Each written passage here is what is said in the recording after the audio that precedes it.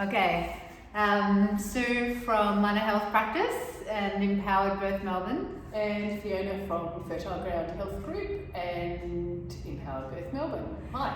Hi. So we wanted to start at the beginning really and talk about some things to think about with the start of labour or the beginning of labour. Really one of the primary messages is to really, if you can, let labour begin by itself and allow the body to start that process. Lots is going on in that setup. Your body is laying down oxytocin receptors right up into the hour of birth. Your body's building those beta endorphins, those beautiful hormones that are going to help with the pain and the intensity of birth. And you know, your baby calls that beginning, so really trusting that they'll start that time when they're ready to make their way into the world.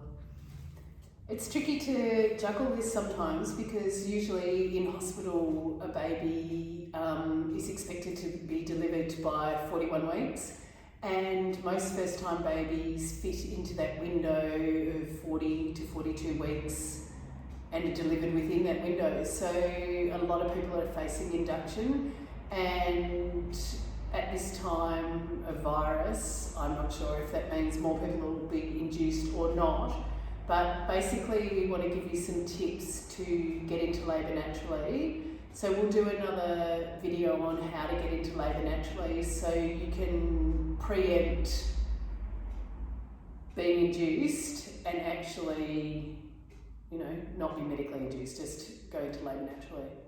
And so, and then one of the,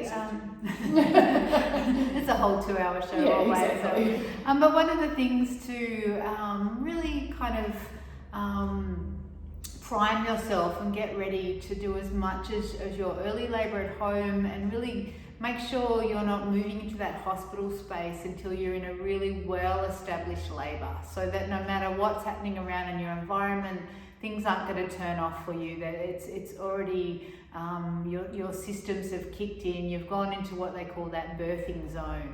And so, you know, one thing, especially for first-time mamas out there, is to make sure that the minute you feel the firstest, tiniest, babiest part of a contraction, you're not out there doing your best breath and your best massage and your best moves and your best grooves. You want to save that to when the rubber hits the road, when you really, really need it.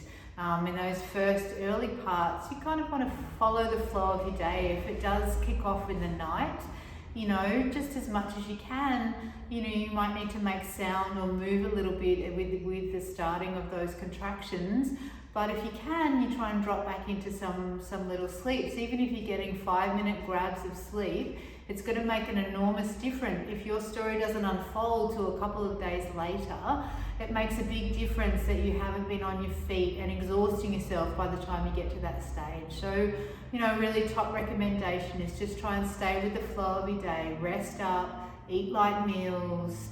You know, our social distancing works right now. You know, you really just want to be with you and your bubble and with your team, staying as calm as possible and letting your body unravel and really start to move into that work